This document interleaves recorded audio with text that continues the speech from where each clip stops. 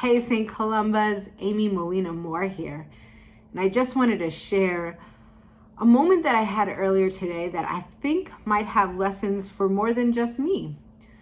This morning, as I was thinking about my day, I started strategizing, as one is wont to do when you have a growing to-do list and 2 young children.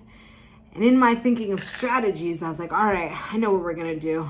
Arthur is my 2-year-old.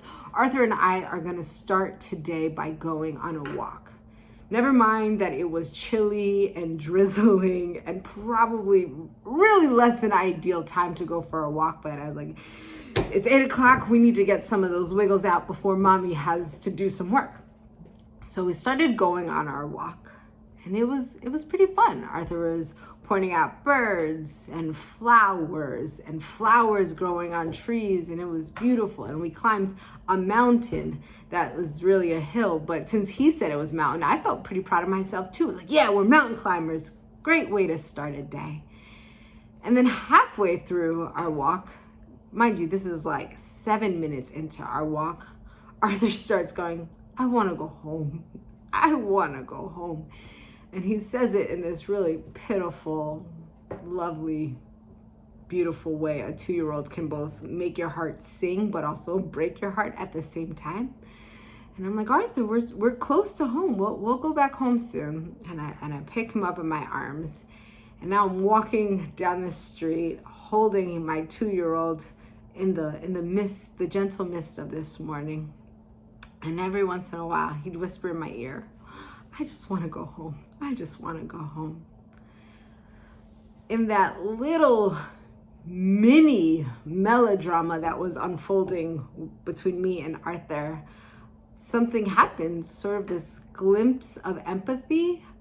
I felt a deep connection to mothers, to parents all around the world who have to carry their children in mist, in inclement weather, as kids are saying, I just want to go home.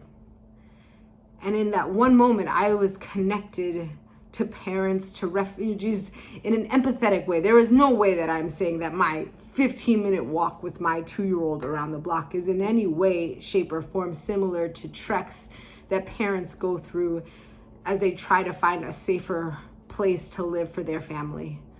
But what it was this window. My heart broke for a second for mothers and fathers who, when their kids say, I want to go home, can't turn to their child and say, in 7 minutes, you and I will be in a warm, safe home. And I learned a lot in that moment. I felt a lot in that moment. There was a deep moment of profound humanity. I was connected to folks I had never met in a way that I couldn't imagine before.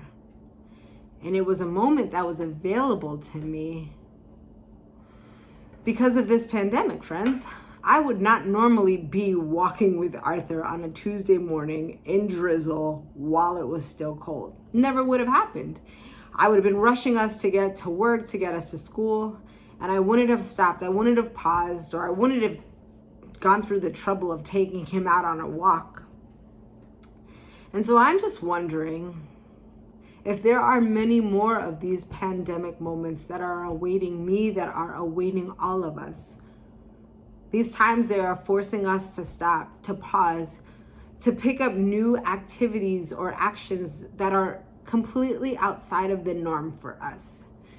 And while they feel awkward and stressful, and maybe even a little bit burdensome, I'm wondering about the glimpses of truth, the glimpses of humanity, the glimpses of the holy that await us as we fully embrace this new lifestyle that we're all being forced to adopt. There are hardships awaiting us for sure. And this is not what anybody would have wanted. And yet there are opportunities that await us still. We are being invited to pause, to be mindful, to be present in new and different ways. And so I invite you to listen more deeply, to see with bigger eyes, to listen with your heart, and to be open to glimpses of holiness, to glimpses of reality that God might be unfolding before you in this time when you're forced to live a little bit of a different life.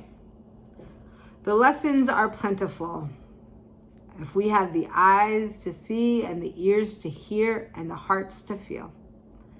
That is my prayer for all of us. Amen.